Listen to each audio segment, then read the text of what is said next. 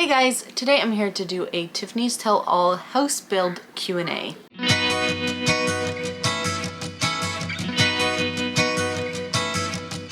I'm just going to go through the list of questions I got from YouTube, Instagram, and Facebook, and let's just get started. So the first question comes from Lindsay B. Can you do a Q&A if you get time so we can ask questions about the house? Like, are you going to work on it during the winter, or when is the estimated time it'll be done? So thank you, Lindsay, for your question. This question was from about a week ago on a different video, so I'm trying to answer a few other questions that I've gotten previously as well. So yes, obviously I'm doing a Q&A. And are we going to work on the house during the winter? And yes, most definitely. In Canada, nothing stops during the winter just because we have snow. So the plan is to get windows in and then do HVAC, electrical, and plumbing. So first comes plumbing, then HVAC, and then electrical. So that's what we plan on doing during the winter, and then after that stage is insulation, vapor barrier, drywall. So that'll probably take us basically into springtime. And I've gotten this question a lot, but when is the estimated time it'll be done? And probably next year sometime. Summer, fallish, we don't really know yet. Lauren K asks, what are you doing with the floor in the basement? Are you leaving it like that? And then Tammy from Texas mentioned, I was wondering the same thing. And no, we're not leaving it gravel. You'll see in upcoming videos, probably not next week, but the week after, what we do with the floor. Nancy G asks, that was a really good video. You've always explained things well. I feel we can see everything put together now, and it is easier to follow along. I may have missed something though. Why did you replace the base floors? So the subflooring got ruined due to weather because of all the things that happened in the winter. It was a really, really bad winter for construction if you didn't have your roof on. It rained a lot, and then it froze and snowed, and then it thawed again. So here in Canada, normally it freezes and then stays frozen throughout the winter. But yeah, this winter was just really rough on us. So it pretty much made a bunch of soft spots on the floor because it absorbed water. Normally the flooring is good for at least 3 months, but because of the bad winter we had, it just didn't last. Cass B asks, do you guys have anything for the winter to help protect the house, or are most of the material weather waterproof? So there's not really much we're doing for the winter, just other than like basic steps of building a house. Obviously the windows are a huge deal to get it dried in so that no elements can come inside the house, but also you'll see on the exterior of the house there is insulation board, and that is actually waterproof. So that is watertight and no moisture can penetrate the house. As for the roof, it is shingled, so we are good to go for that. And yeah, that's pretty much it. So other than windows and doors, it'll be dried in. Julie Heliman Fam said, now I like this part, and this was on the window video. I love the colors you picked, and your door is awesome. I can't wait to see the finished product. Is Home Depot installing for you guys? She's talking about the windows, and no, Home Depot is not installing them. They are just delivering them, and we purchased them through Home Depot. We will be installing the windows ourselves, and of course that'll be filmed. JJ asks, or JJ, I never know your name. I never know how you pronounce it. Let me know. I swear, JJ is my biggest YouTube fan. He's always asking questions and is always up to date on my videos, so thank you. We love hearing from you. Just wondering, are you behind schedule, on schedule, or ahead of schedule? And right now we are behind schedule, I would say. In the next few weeks you'll also see why we're behind schedule. Before, about a week ago, we felt like really on track. This summer went really well. We felt like we did great on getting the house dried in, but yeah, in the next couple of weeks you'll see why we feel like we're just a little bit behind schedule. Karen Jericho, I believe I'm pronouncing that correct. What about the bedroom doors? The house looks stunning so far. Thank you. As for the bedroom doors, that doesn't actually happen until like finishing touches type deal. They're not insulated, and they're just basically cosmetic, so we don't have to order those right away, and they're not a huge purchase, so that's why you don't see all the doors that we will be getting in the future. Shannon Banani Is there any work in the house that you won't be tackling on your own? Example, wiring or HVAC. There's only one thing or maybe two things that we won't be doing, and definitely the HVAC. I've mentioned that in videos before. HVAC is pretty much the only thing that we're contracting out. A friend of mine that I've known for a while does HVAC and he'll be doing it. And also the septic system is done through a guy we know as well. We could have done the septic and the HVAC ourselves. We just feel like we have enough on our plate as it is. The septic is just easier for someone else to do it and have it approved by the city and all that. Not to say that we couldn't do it, it's just easier to give that job to someone else. Sarah Dorsey, probably butchering that. What next step of the build are you guys dreading? I thought this was a great question because I feel like there's only one thing that I've dreaded or not looking forward to doing in the whole entire house build, and that is drywall. I feel like electrical, it's easy, plumbing, easy, even, you know, like the shingling is easy, but the only thing is drywall, and it's because drywall sheets are heavy and taping is hard work and sanding is hard work and it's dusty, and just like everything to do with drywall or sheetrock is just messy and heavy and a lot of work. So that's the one thing I think we'll be dreading. Okay, so NJSMKMMS said, you answered the only question I had. When will your house be at what Aussies call lockup stage? Like you said, weatherproof or something like that. Whenever I watch your videos, I can't help but worry about the winter and the snow, etc. coming. I have Aussie relatives that live in Ottawa, which I believe is the same state you are in, and just thought of some of the temperatures they have makes me shiver. I cannot even imagine trying to work outside in it. Anyway, seems like you are all doing a great job of it. Keep it up. Well, thank you. I mean, we're so used to the cold and the weather, and we are adapted to Canadian weather, that it doesn't really bother us to work in the cold. As you saw probably last year, we worked all throughout the winter with no house built basically. So we're not too worried about that. But here we call it dried in stage. So that just means like no outside elements can make it into the house, which will be nice. However, until HVAC is complete, which is our propane furnace, we won't have heat. So up until that point, we will be working in the cold. And even right now, we're getting really lucky with weather. We are getting cold snaps, but then we're also getting some warm weather as well, which is super nice and I feel super thankful for right now. But when we get to that point, we'll be right after windows. That is hopefully soon. Tony Parker asks, when do you hope to be moved in and finished? The reason why I picked this one, also because I already mentioned when we hope to be finished, but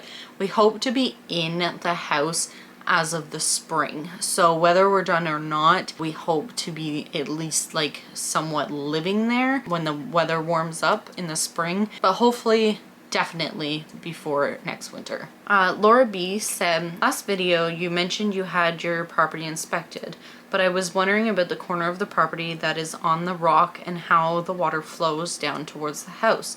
It looks like the particle board has water stains on it. What have you decided for the garage? Will you be creating the room above or leaving it for now? I'm assuming you still plan on creating a doorway from the garage to the basement. So as for the drainage, the way the water flows down the hill and towards the house, yes, that is correct. However, with the grading plan, if the house is here, we've created a slope down away from the house, and then all that water comes to that slope as well, and it's a swale, and then it all flows away from the house. So that's kind of how it works.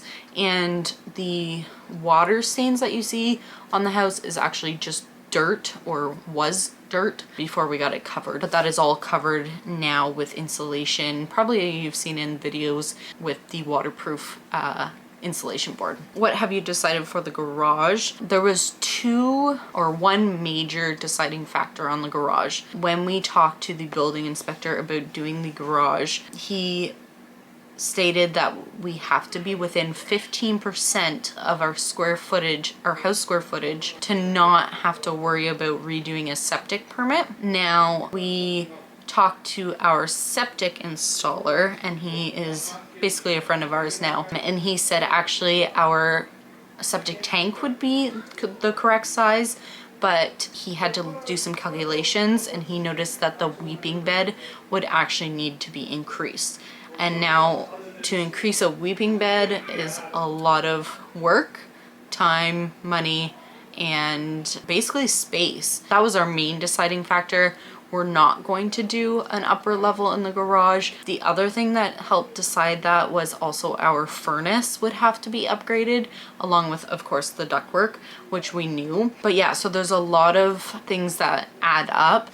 You're talking electrical, drywall, your furnace, your septic, you know, all of that.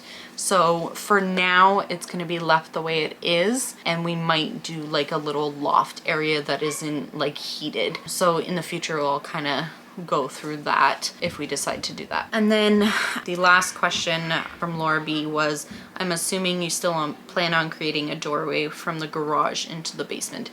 And yes, 100%, the door is actually already there. I will be showing you in upcoming videos, but yeah, we put the door in the basement, so that's already there. Kim Thomas asks, your house looks amazing and I can't wait to see it once the house is finished. I have a question. What color is the kitchen going to be? I actually have a video talking about what type of kitchen I really like. I'll put that link up here, but I'll show you a quick photo of what I hoped my kitchen to be like. It's just very warm toned.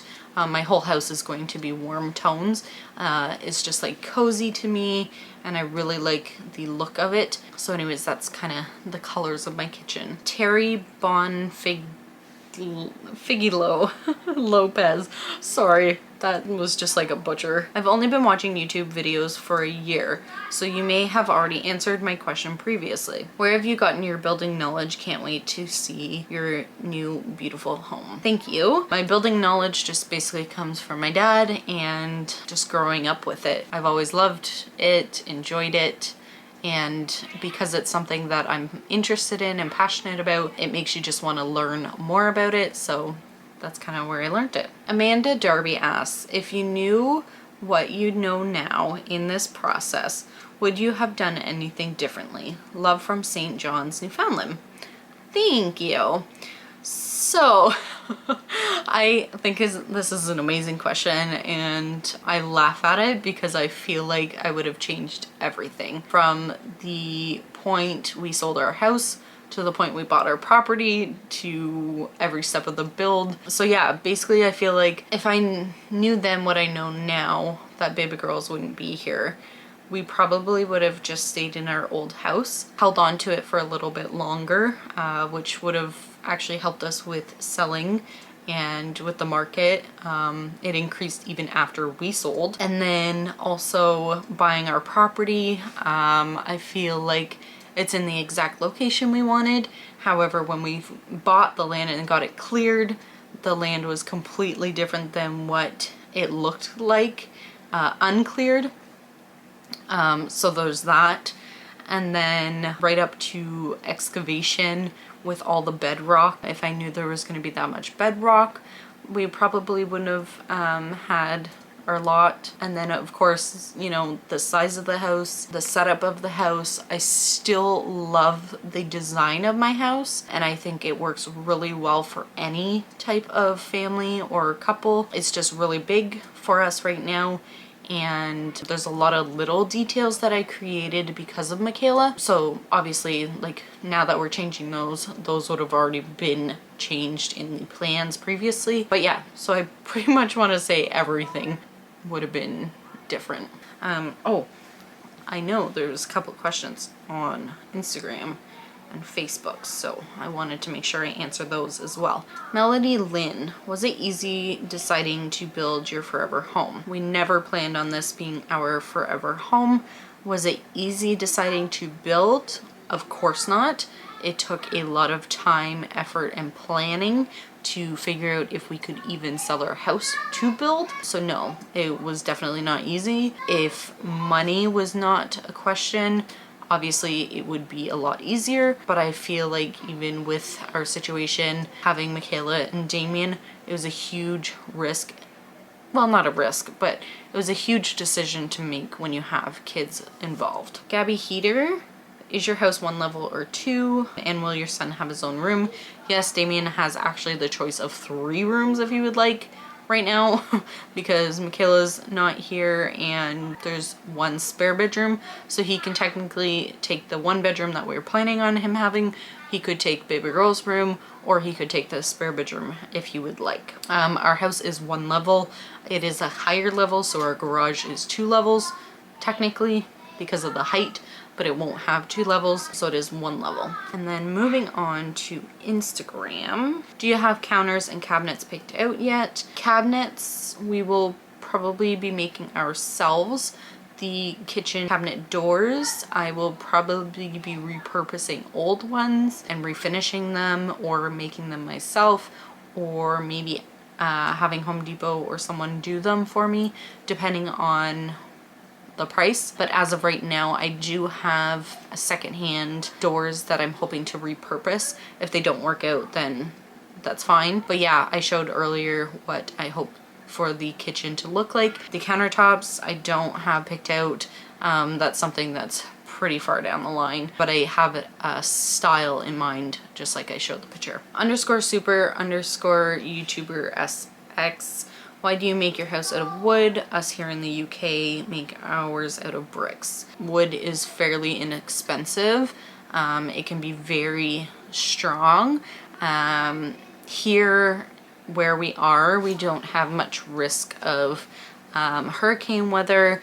Yes, we do have tornado weather sometimes, but it's very rare. There are different ways to build a home in Canada. It's not like everybody chooses to build with wood. We could have done ICF all the way up. We could have done concrete all the way up. We could have done brick. We could have done anything really. It's just wood is fairly inexpensive, and you're able to do it on a smaller scale if you want to. And what I mean by that is it's very easy to maneuver a 2x6 versus maneuvering concrete, so it's lightweight versus like a brick. So there's many different reasons why we use wood, but they are quite strong, and we do get some nasty weather here, including snow. I mean, it can go up to 140 km/h winds, and like I said, tornadoes. So there are things in place, building codes in place to create building standards and to make them safe in a home. So yeah, that's why we use wood. How many acres do you own? It has been so much fun watching the process of building your home. C. Mendel, thank yous, first of all. How many acres? We own just under a ½ acre. Our old house, we owned over a ½ acre.